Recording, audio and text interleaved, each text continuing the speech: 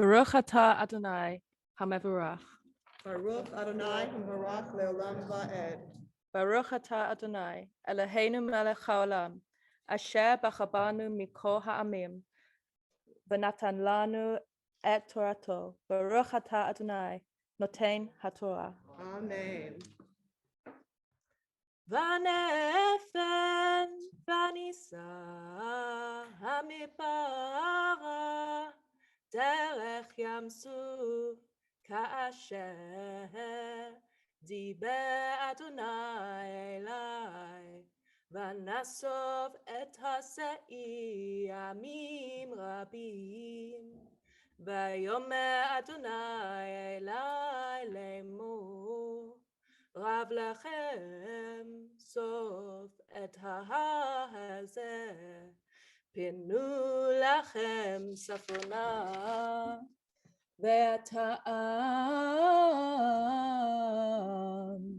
sav lemo atem ovrim bigvul acheichem b'nei Esav hayoshvim b'seir ויראו מכם ונשמרתם מאוד. אל תתגרו בם כי לא אתן לכם מעצם עד מדרך כף רגל. כי ירושה לעשיו נתתי את השעיר. אוכל תשברו מיתם בכסף ואכלתם וגם מים תאכלו מיתם בכסף ושתיתם כי אדוני אלוהיך ברכך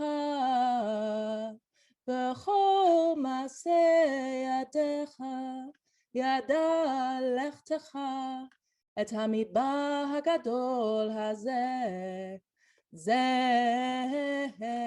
40 שנה אדוני אלוהיך עמך לא חזרת דבר ונעבור מאת אחינו בני עשיו היושבים בשעיר מדרך הערבה מאילת ומציון גבר ונפן ונעבור דרך מדבר מואב ויאמר אדוני אלי אל תצא את מואב ואל תתגר בם מלחמה כי לא אתן לך מארצו ירושה כי לבני לוט נתתי את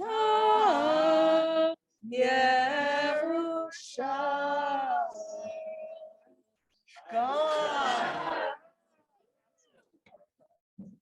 And we turned and we traveled toward the desert along the path of the Sea of Reeds. As God spoke to me, we skirted the mountains of Seir for many days.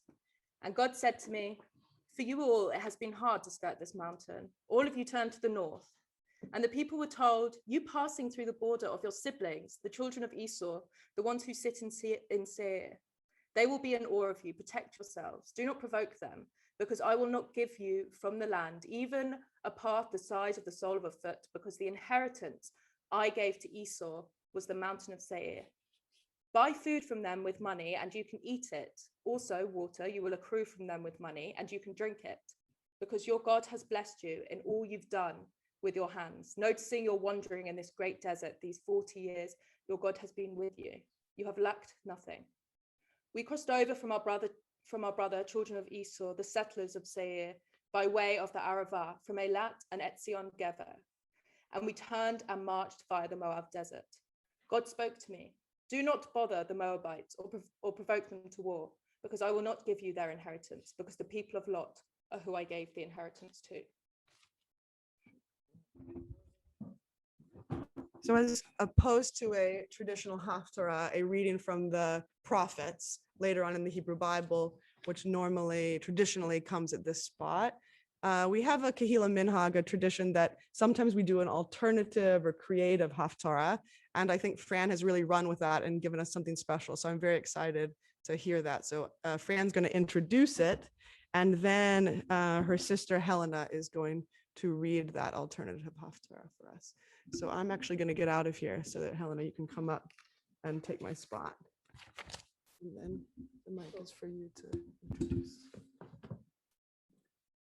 The haftara for today, Isaiah 1:1 to 1:24, speaks of the need for our prayer, spiritual work, and engagement with God to be supported by our actions. Without extending the deep internal work we do when we take part in individual or community prayer to our interactions with the wider world, we do ourselves and our tradition a disservice. Rather than read this haftara out loud, my sister Helena will read this poem by Rainer Maria Rilke, which I feel offers a new angle through which to understand this ancient scripture. God speaks to each of us as he makes us, then walks with us silently out of the night. These are the words we dimly hear. You sent out beyond your recall, go to the limits of your longing. Embody me. Flare up like a flame and make big shadows I can move in. Let everything happen to you, beauty and terror. Just keep going. Nothing is final. Don't let yourself lose me. Nearby is the country they call life. You will know it by its seriousness. Give me your hand.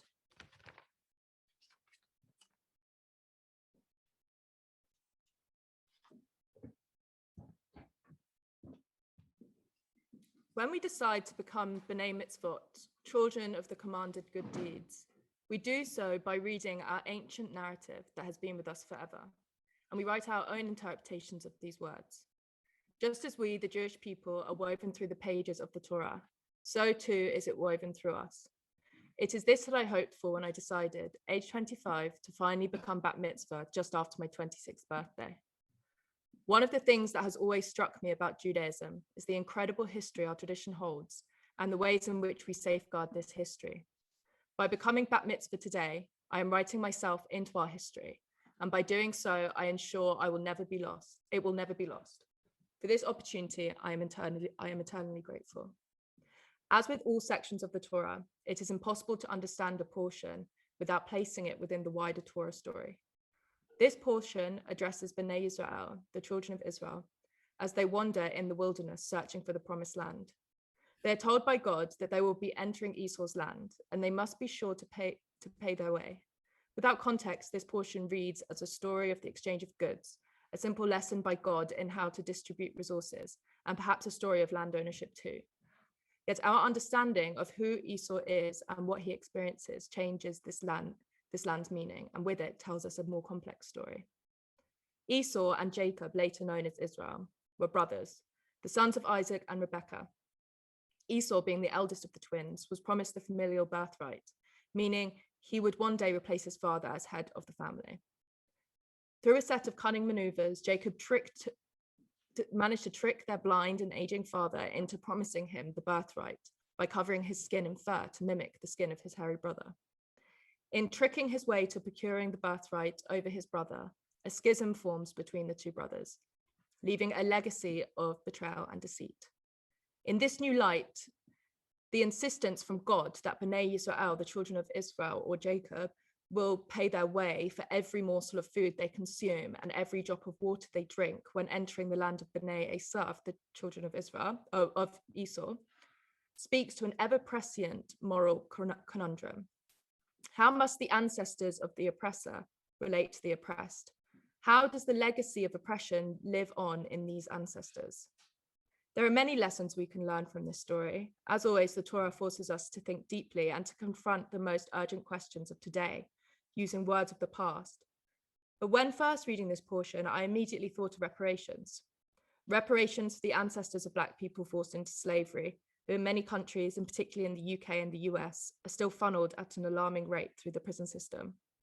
Reparations for Indigenous people whose lands have been stolen and time again, and whose culture has been ethnically cleansed. Reparations for queer, intersex, and trans people who were allowed by the state to die of a novel virus and whose rights and bodily autonomies are constantly being challenged and dissolved by the government. Reparations for the countries that Britain colonized, bringing with it an ideology of racial and intellectual superiority that set the stage for the ongoing onslaught of white supremacy. Reparations for disabled people and working class people whose benefits have constantly been threatened by the state as a means of fear-mongering and control, who have been seen as undeserving of luxury and leisure. Reparations for homeless people who have been allowed to die on the streets in droves and who have been ridiculed and punished for complex and pernicious life experiences that have led them to a life without a permanent address. Reparations for migrants and refugees and asylum seekers who are the victims of the cruel hypocrisy of barely budging borders in countries who colonized their worlds and imposed those barriers to begin with. Reparations for Palestinians who are displaced, ethnically cleansed, and dying at the hands of the Israeli state. The story of Jacob and Esau tells us that as ancestors of the oppressors, it is our duty to tread lightly to show respect. This is not a lesson in money or goods exchange, but a lesson in apologizing.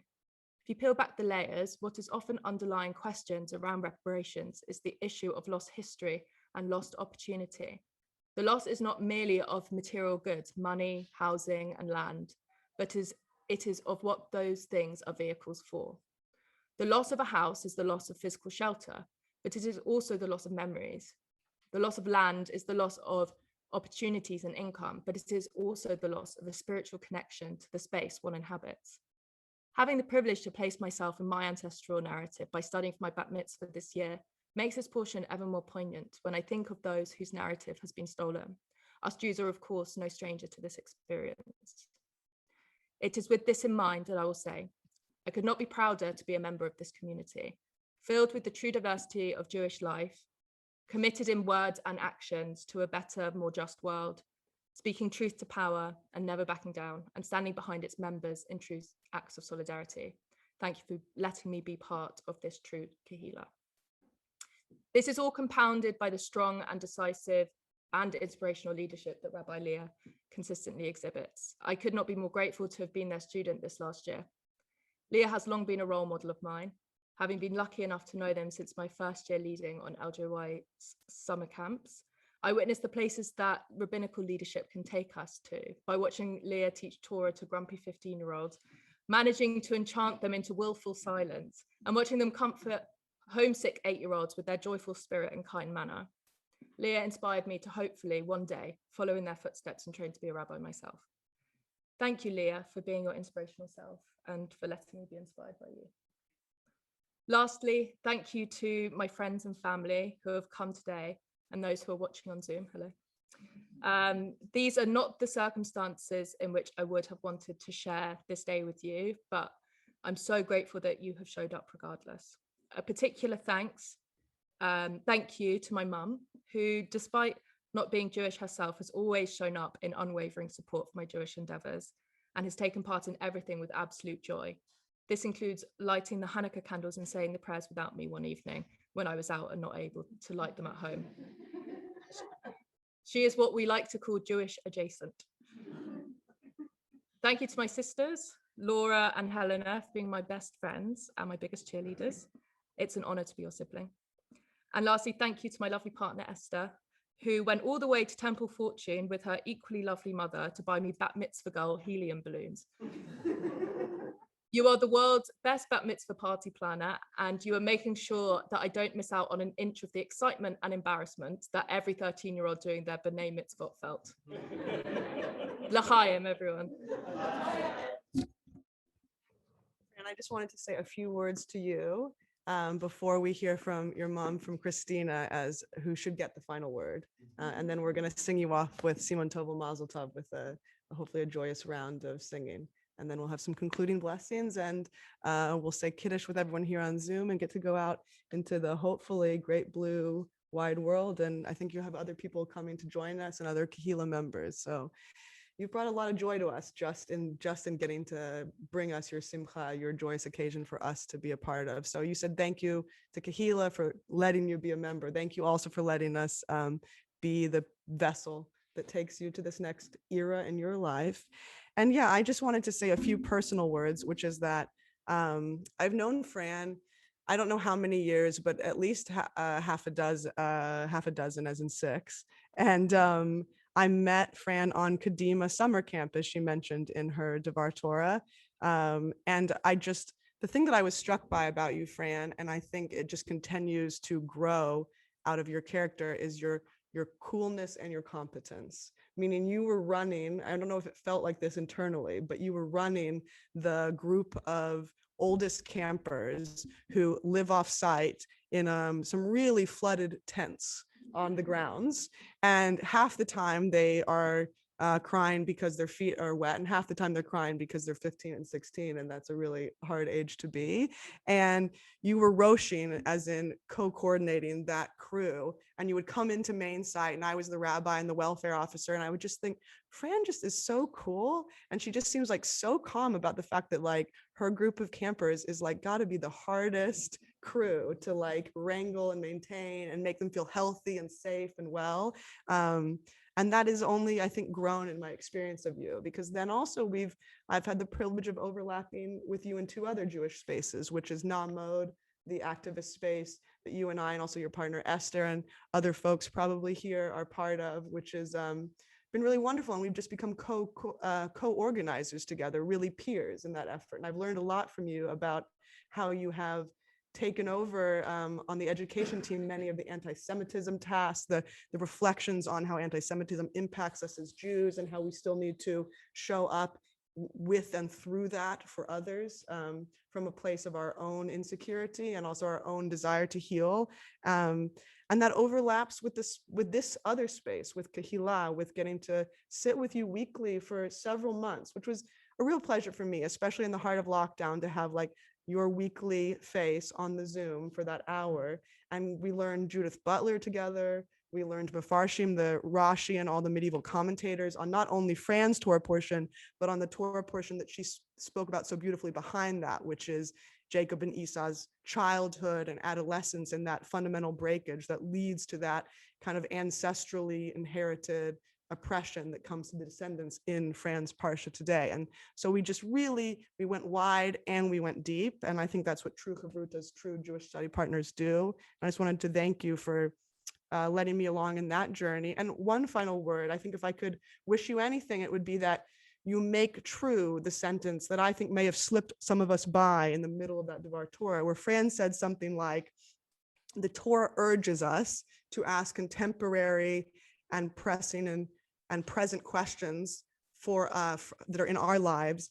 It urges us, the Torah, to ask those questions through these ancient words. What I really love that is that I agree with that, but that's actually a statement of faith, because in some ways, and I think you and I have struggled with this, the Torah urges us because we choose to believe that the Torah urges us to do that. In many ways, it's a real struggle. And I think you and I had that struggle of looking at these words. Sometimes I felt quite disappointed, for example, in the Mefarshim and the medieval commentators in their responses. And so in that sense, they were urging us kind of to be disappointed and to be frustrated and to not find those questions in it. And yet we kept pushing, and the tradition is to push and to find that. And I want to bless you that you continue to believe that that is the case. And I believe you will make, because of that and the other coolnesses and competences that I have also spoken about, a wonderful community Jewish leader. You already are. And I just am very blessed to get to continue to see you grow into that, and to be peers and organizing and Kehillah members together. So mazal tov on all that you've taken on. And I'm just going to read you the Bat Mitzvah blessing. Avotenu Avraham, Yitzchak v'Yaakov, v'imotenu Sarah, Rivka, Rachel v'Leah, hu yivarech et Bat HaMitzvah, Kehillah Bat Christina, she'alta l'Torah. May the one who blessed our ancestors, Abraham, Isaac, and Jacob, Sarah, Rebecca, Rachel, and Leah, bless Fran, who, having reached the age or the achievement of Bat Mitzvah, which she took on for herself, has come up to read from the Torah so beautifully. May she continue to study our heritage and take its teachings to heart and pass it on to future generations, so that she may be a source of pride to her family and friends, and a worthy member, as she already is, of our community. And let us say, Amen.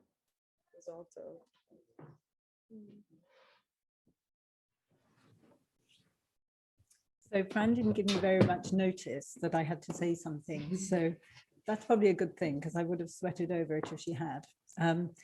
But before I just say the things that I've written down to say, I just want to echo all the thanks that have been spoken before me by Fran and by Leah, and also to thank Leah for such a beautiful service today that I think has been very inspiring and wonderful to be part of. So thank you, Leah, and also for the lovely things that you've said about my daughter.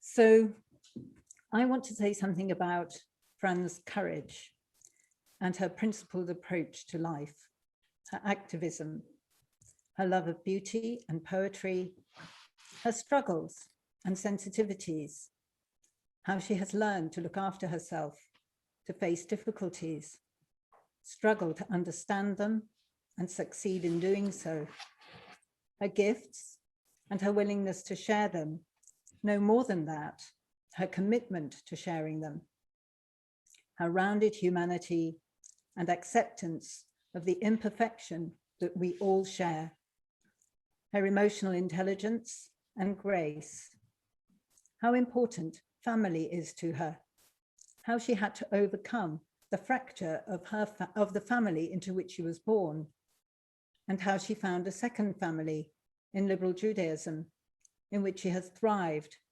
and found a framework in which she became the person she is today.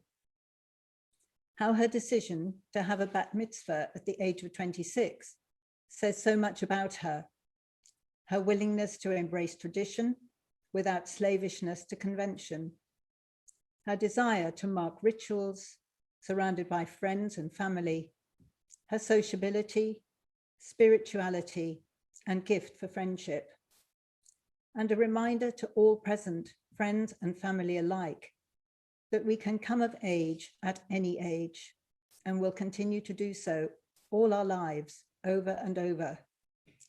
To say that I'm proud, that we as a family are proud of Fran, is a massive understatement. We have all learned so much from her and know the learning will continue on and on into the future and from one generation to the next. And I say this with particular pride as the mother of a family of women, having myself been brought up to believe that we were the second sex and that only one kind of human sexuality was acceptable. Fran is the incontrovertible living embodiment of the untruth of that view of the world, of any view of the world that places one human above another in dignity and worth. Mazel tov, Fran, we love you. Siman tov, mazel tov, mazel